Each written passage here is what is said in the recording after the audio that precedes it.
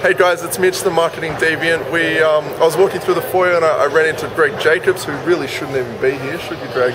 I'm technically not here, I'm just a ghost. He's just a ghost. He's come out from the UK and he's just helping his friend Brett McFall. I can't even say Brett's name. Doing a little bit of support for his speech. A little bit of support. So I've just asked him if he could come and have a chat for a couple of minutes, and if he can give you some insight into starting to earn your first dollar online, or starting to earn your whatever comes after your first dollar. But to give you an insight further than what I've already given you, which is find a niche, create some really high valuable content, and start to build your list.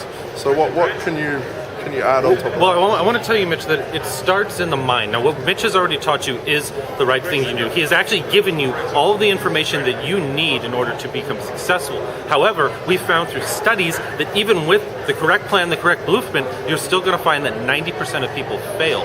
Why do they fail? Because it's in the mind. People have been preconditioned to learn to fail.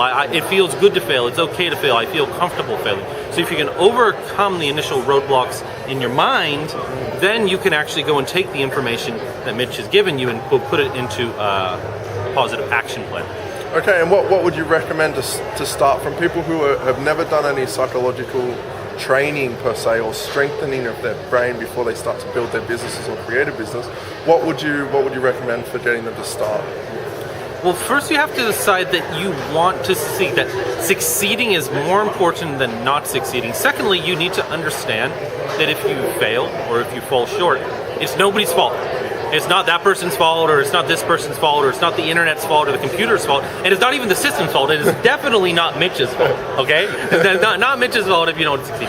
But the point is accepting your personal responsibility. Once you can accurately accept your personal responsibility for your successes and your fails and view them as independent events and move forward, that is when things just start to work. So in summarizing what Greg's just said, take away from your failures with your learnings. What have you learned from that failure? Could you have done something a little bit different, a little bit better, a little bit quicker? And constantly allow yourself to look upon where you're succeeding, even in your failures.